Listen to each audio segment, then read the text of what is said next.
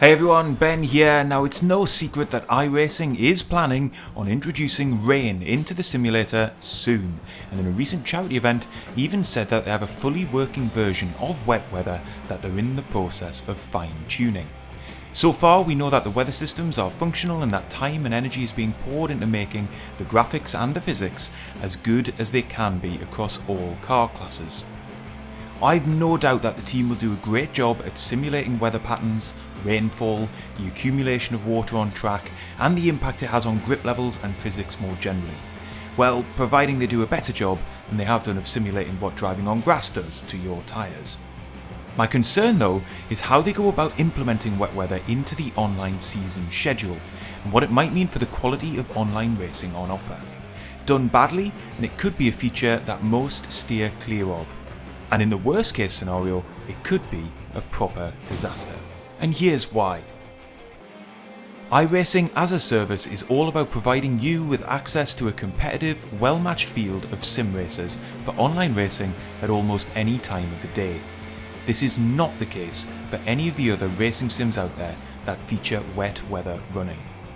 But you don't need to spend too long on iRacing servers to experience the absolute madness of some series. First lap punts and pile-ups can be depressingly common, navigating lapped traffic can be a life-shortening experience, and driving standards can vary wildly between series and within them, depending on how many splits are created. At its worst, that turns racing in iRacing primarily into being about survival, not pushing the limit.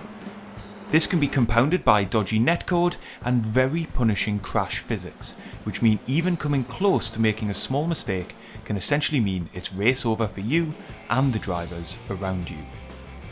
Given this is the state of the sim when all racing takes place in the dry, the prospect of adding variable or wet weather to the iRacing series schedule does fill me with a bit of trepidation. Don't get me wrong, wet weather is a key part of real life motorsport, and I love the idea that it can also be a challenge for us to tackle in the virtual world. But will the introduction of wet weather improve the day-to-day experience of racing on iRacing's open lobbies? Or will it add an extra element of chaos and frustration as drivers find that emulating Jensen Button in changeable conditions isn't actually as easy as it looks on the telly and find themselves in the wall or in the side of a competitor? One of the weakest elements of iRacing in my opinion is the outdated user interface and heads-up display. Third-party apps go some of the way to compensating for how poor this is, but the amount of race information you have access to on iRacing is severely lacking. The base game does not make it easy to understand the state of your tyres in terms of wear or temperature, nor in my view does it make it easy to set things up like pit stops or strategies.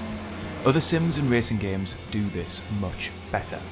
Throw in the possibility of changeable weather conditions and players will need a whole host of extra information and a more intuitive set of menus to easily navigate to get a sense of the changing weather forecast, any recommendations from your race engineer, or how to select different compounds to pit in and change to wet tyres. We have seen the odd screenshot of a weather radar in game, which is good, because without significant improvements here, it could be a nightmare just to navigate the in-game menus, never mind navigating through other drivers on a wet track. And while which sim does this best will always be contested, the quality of force feedback will also be crucial in wet weather. Already the heart of a good driving simulator, the information you receive through the wheel is absolutely pivotal if weather conditions begin to change. In real life, you'd have the benefit of a whole host of extra sensations running through your body as you're literally strapped into a moving car. In sim racing, the wheel is essentially your sole means of understanding what is going on in your virtual vehicle. In the context of wet weather, this can't just be about a progressive or sudden loss of grip, but also the impact of standing water, wet curbs, and more. Including sufficient information and nuance in the force feedback to make driving in the wet a feature that requires skill and not just luck will be really important to the overall experience. So how might the introduction of wet weather to iRacing work well? Well, clearly we need to see new elements to the UI and a really great set of upgrades to the force feedback. But here's some other ideas as well. 1. How about trialling it in a specific series or two, potentially at a higher license class in cars with dedicated wet weather tyres? And let's not go crazy with changeable weather patterns either. Indeed, it would be ideal if iRacing were to draw on real world data to inform the approach with weather changing at a realistic rate. This way, the most experienced drivers would be exposed to the more difficult on-track conditions. 2.